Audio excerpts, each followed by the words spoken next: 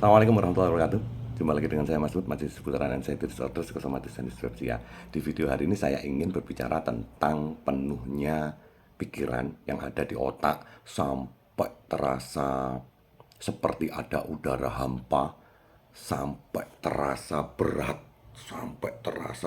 di leher, di pundak, dan di dahi depan. Nah, ini pikiran penuh. Biasanya begitu, ada yang sampai sakit kepalanya, ada yang tidak. Meskipun sudah hilang sakit kepalanya, biasanya penuhnya pikiran itu tetap masih ada. Itu biasanya terjadi karena kita terlalu stres permasalahan kehidupan sehari-hari, atau stres memikirkan tentang apa yang harus dilakukan, atau kita terlalu berpikir tentang sakit yang kita alami. Kita berpikir tentang apa yang terjadi di diri kita. Biasanya begitu. Ketika kita tidak menemukan solusi, yang terjadi adalah penumpukan pikiran ada di dalam otak kita, seperti penuh. Jadi itu menyebabkan kita jadi lemes, tidak bersemangat, lesu, tidak nafsu makan, jadi hilang fokus. Ketika kita ngobrol dengan orang dan orangnya selesai ngobrol, ditimpali ke kita lagi, gimana? Apa ya? Nah, kayak gitu biasanya. Itu bisa terjadi hal seperti itu. Dan cara mengatasinya adalah dengan dua hal kalau menurut saya. Yang pertama adalah sampean harus melakukan tindakan. Nah, ini sebenarnya cara yang kedua mestinya. Cara yang pertama adalah ketika sampean masih lemes, masih belum bisa keluar rumah, masih belum bisa ngapa-ngapain, sampean cukup duduk yang tegap. Sampean duduk yang tegap, terserah tangan mau ditaruh di mana, boleh sampean begini, boleh sampean begini, serileks mungkin, sampean hadapkan kepala ke depan, sampean pejamkan mata, sampean ambil nafas, lalu dikeluarkan. Ambil nafasnya satu, dikeluarkan dua. Artinya satu tarikan nafas, pengeluarannya itu adalah 2 kali durasi pengambilan nafas. Boleh dilakukan dengan hidung dan hidung. Ambil dari hidung, keluar hidung. Kalau buntu hidungnya, sampai ambilnya dari hidung, keluarnya dari mulut. Seperti begini saja.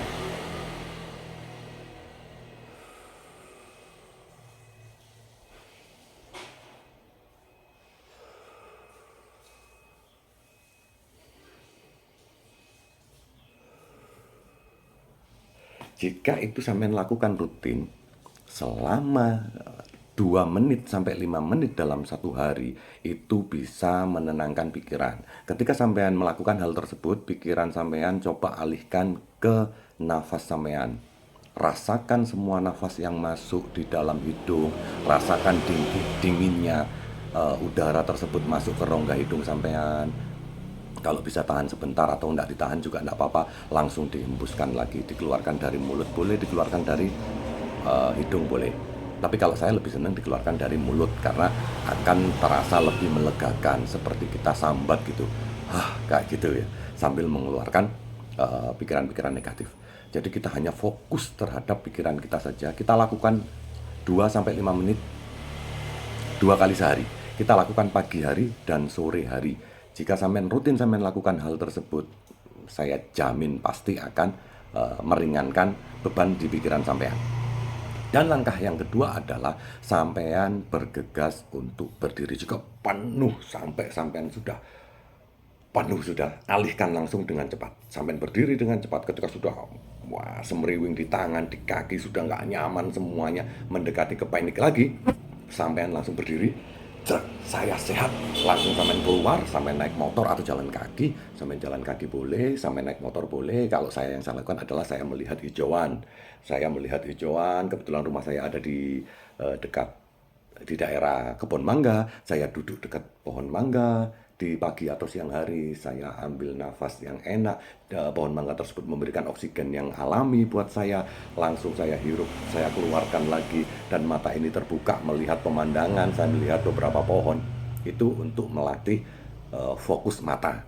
Jadi Ketika sampean hanya terpuruk di dalam rumah saja, di dalam kamar sampean terpuruk, sampean melihat HP, terus HP, terus HP, terus sampean akan mengalami gangguan di mata sampean. Mata sampean akan menjadi buram dan mata sampean akan kehilangan kecepatan fokus dan itu bisa mempengaruhi keseimbangan sampean jadi akan lebih menakutkan lagi. Dan ketika sampean sudah takut nanti lambung sampean memproduksi asam lambung yang tinggi dan ketika asam lambung sampean tinggi akan mengakibatkan gas lambung itu menerobos ke otot eksofogus dan naik ke atas. Ketika naik ke ulu hati sampean jadi berdedek atau sebah atau begah. Ketika naik lagi daerah jantung paru-paru, nafas sampean jadi pendek, jadi jantung berdebar. Ketika naik ke tenggorokan sampean jadi silent reflux atau rasa terganjal atau tercekik. Itu yang terjadi. Jadi sampean ketika sampean hanya diam saja itu akan terjadi ketika sampean cemas. Tapi sampean ketika sampean lakukan, sampean keluar rumah, yang cara kedua itu sampean keluar, sampean melihat pohon yang dekat dan yang jauh, sampean fokuskan pohon dekat, terus melihat pohon jauh, melihat pohon dekat, melihat pohon jauh, semakin jauh lagi, dekat lagi. Sampean melatih fokus mata sampean untuk melihat ke benda-benda yang jauh. Dan ketika yang sampean lihat hijau itu secara jurnal menyatakan bahwasannya melihat warna hijau atau hijauan alam terbuka itu bisa mengurangi stres atau membuat pikiran jadi lebih tenang. Itu yang harus dilakukan. Saya membuat video ini terinspirasi dari tadi muncul di beranda saya ada pemuda, saya lupa namanya, dia sakit anxiety disorder, psikosomatis dispepsia itu nggak tahu tapi dia itu separah apa, tapi yang jelas dia bisa mengatasinya hanya butuh waktu sekitar 3 bulan sampai 4 bulan dan itu menurut saya hebat dan saya applause buat dia. Yang dia lakukan adalah sama persis dengan apa yang dikatakan oleh mentor-mentor dan juga yang saya lakukan, yang saya terapkan di diri saya sendiri. Dan saya tahunya itu di bulan ketiga metode seperti ini. Bulan ketiga, bulan keempat. Tapi orang tersebut langsung nemu metode yang tersebut dia lakukan, dia jalani dan dia sembuh di bulan ketiga, keempat dan dia normal, sembuh tanpa obat apapun.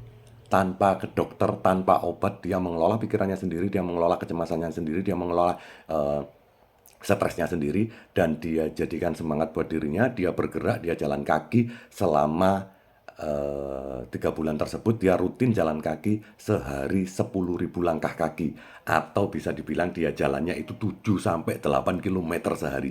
Makanya dia sembuhnya dengan cepat. Applause lagi saya buat dia. Istimewa. Padahal saya dulu ketika sakit, saya jalan kakinya hanya 2.000 sampai 5.000 langkah kaki dan sekarang saya stabil di 4.000 sampai 6.000 langkah kaki. Orang tersebut jalan kakinya di 10.000 langkah kaki dan itu harus. Dan itu yang membuat dia jadi sembuh lebih cepat. Semoga ini bisa menjadi penyemangat buat teman-teman.